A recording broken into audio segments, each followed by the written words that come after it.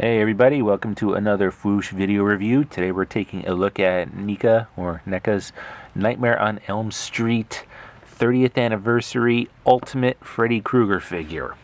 And right off the bat, using the original movie poster to showcase the packaging here was such a good move on the designer's part, because I swear this is one of the great horror movie posters of all time. I remember, like, as a little kid when this movie came out, I would see this in the mall or in the newspaper advertised, and I would just stare at it, and it looked so scary. And this movie did freak me out pretty badly as a kid. So naturally, I still love it today. And the packaging overall is pretty sharp. I like that it's a box like this. 30th Anniversary Ultimate Freddy with some fire, I guess. And on the back, we've got some pictures of the figure and all the accessories. And then it reads here, Nancy is having grisly nightmares. Something monstrous wants to kill her. Meanwhile, her high school friends, who are having the very same dream, are being slaughtered in their sleep by the hideous fiend of their shared nightmare. When the police ignore their explanation, she must confront the killer in his shadowy realm. Oh, God, so awesome. If I didn't already know this movie pretty well, I'd want to see it right now based on just that description. Just great. And this is a window box. Opens right up. And inside we've got the actual action figure and a picture of the action figure over here. He comes with all kinds of cool accessories. There's 3 swappable heads in addition to the head that's already on the body. His hat, a version of his hand with some fingers missing, and a telephone with a tongue on it, if you remember that scene from the movie. So we're going to get this guy open, and we're going to take a look at what he's all about. I bet my man thing, or as we affectionately refer to him as Benty, he already did a very nice, very thorough review in written form for the site. So check that out too, in addition to the video you're watching right now, and you'll get a really good idea of what this guy has to offer. So let's get this guy open and let's see what he's all about. Sit tight.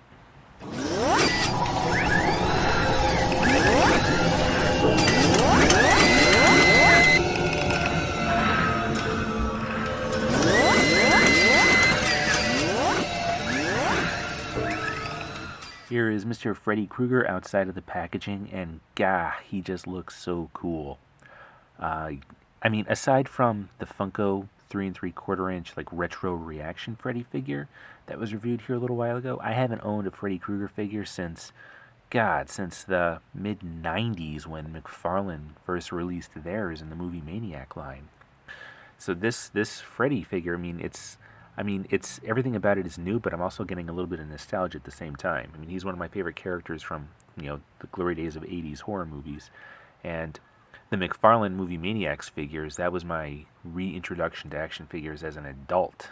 Like, I bought those like crazy, and Freddy was one of my favorite ones. I still have him somewhere, but buried in storage, so you're not going to get a comparison here, unfortunately.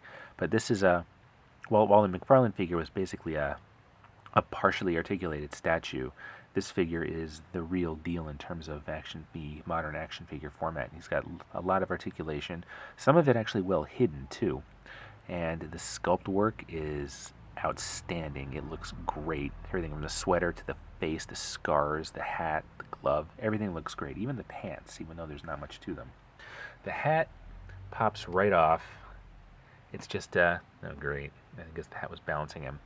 It's just a really kind of soft, rubbery plastic that is very easy to get back on his head. And let's get a close-up of his face. How about we do that? I always like to get the close-up in here early.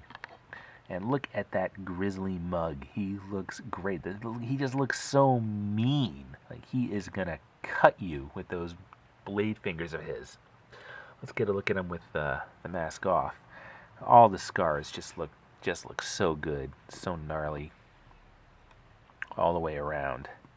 Just the look on his face, I just can't get over that. And everywhere, the paintwork here is excellent. I mean, when the box said Ultimate Freddy Krueger, man, they were not kidding. I mean, when I read Benty's review and saw his pictures, I had planned on picking him up, but then when I happened to pop into Toys R Us today, and I saw him on the shelf. That sealed the deal. Like instantly, I had to have him. In fact, let's stay close up here, and let's just give a quick once over here. Like even his neck, God, the gnarly scars on his neck. The sweater has that great texture to the body, and the arms are nice and smooth, so it almost has like a kind of a sweater vest effect. And the green on the red just looks so good and sickly and gross. The glove, of course, just looks great. You can see that from a couple angles here. The blades and then the gold and the brown. The whole thing just looks so cool. The way they painted it, some really good work there too. His pants, nice kind of weathered looking black gray, kind of nondescript. And even his hand, his kind of neutral hand, the sculpt work there is great too. You see all the scars right in there in the skin. He really looks like he was burned. And what's interesting here, what I noticed when I was playing around with him, if you lift up his shirt, you can see, God, I'm probably not going to be able to get it on camera here because it's really tight. So you can see like a flesh-colored torso in there, and it's fully sculpted too. There's all these scars in the sculpt. I mean, the sweater doesn't come off, the best I can tell, but his torso underneath the sweater appears to have like a full-blown sculpt with scars that kind of match his face and hand. That just blows my mind. That is just excellent. That is so cool. But let's take a look at him from all sides now. How about we do that? So from the front, obviously he looks really great. Side looks cool. Back, everything is nice and consistent. Just from every angle, he looks really, really good.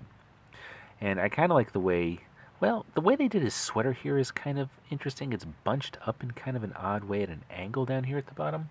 I forget. I mean, it almost makes it look like he's supposed to be like in a certain pose, like maybe like this, like constantly off to one side. Maybe that's how he's supposed to look.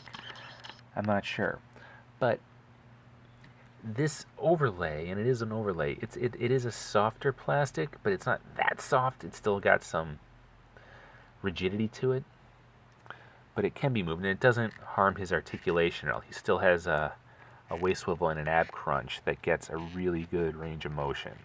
So he can be posed in a lot of different ways. His head, whoops, let's just take the hat off. His head moves up and down a little bit, but then there's, good side to side motion too.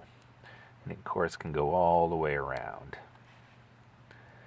Shoulders all the way around as well, out from the body.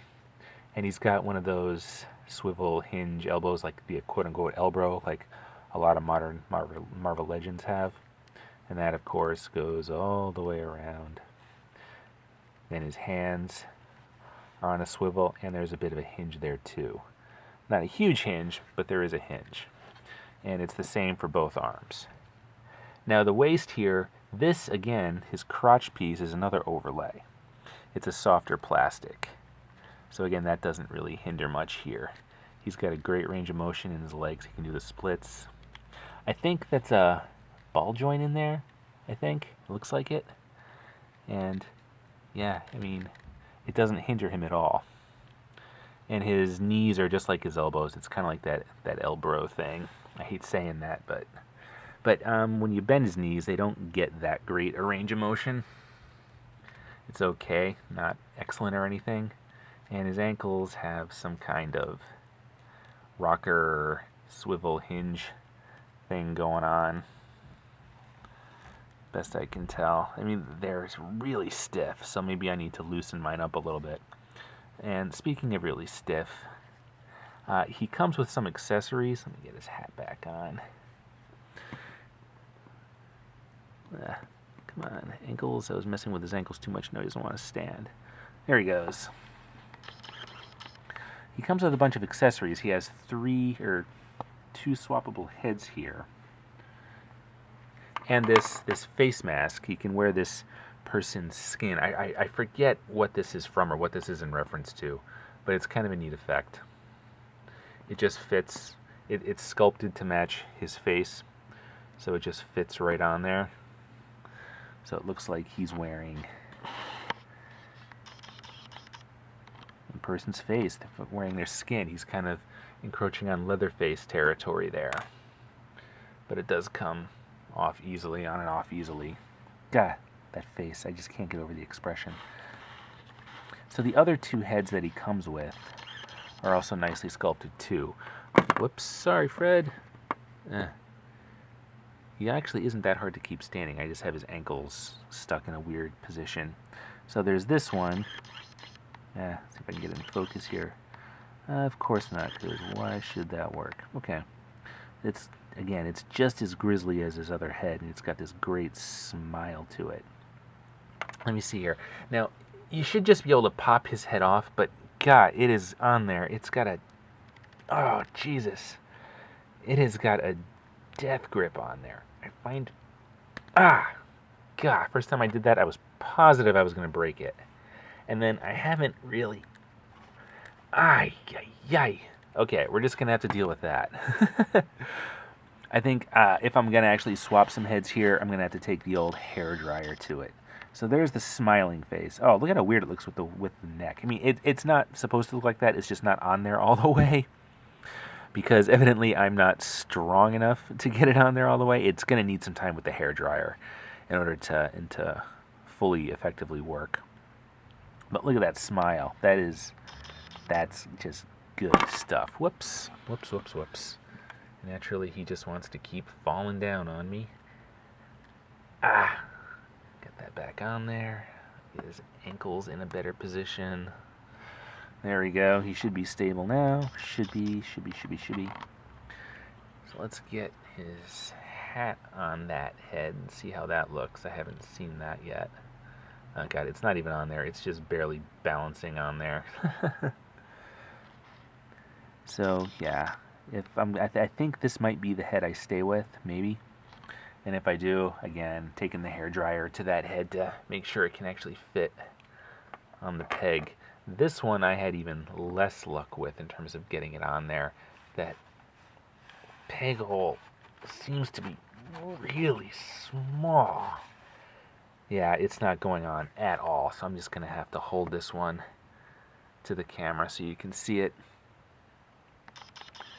So it's a grisly face with the skin removed, so we've got some skull and some blood and crazy eyeballs and that smile. It's just a really nicely done, well sculpted alternate head here. Just looks awesome. But for now, the standard mean face is the one that will actually... Oh, God dang. I read Benty's article and he said the heads were difficult to swap out, and oh boy, he was not kidding. He really wasn't kidding. So I think if I'm going to do that again, there's definitely going to be a hairdryer involved, because that was really hard to do. So we got the two heads, the face mask that he comes with, and he comes with another hand. The hands can also be swapped, at least his left hand. And again, if you, oh my God, pull with all your worth, and it's just a simple ball joint there. You can pop on the alternate hand, which is, I don't think I have it on there all that well, but it'll do for now. That scene in the movie when he was chopping his own fingers off to horrify his next victim. So we've got him missing some fingers and some green stuff spewing out of it. And that's pretty neat. Another movie accurate accessory. I like that they just went all out like this. Let me see if I can swap these out again. This will probably be the only time I ever do this. There we go. Wowzers.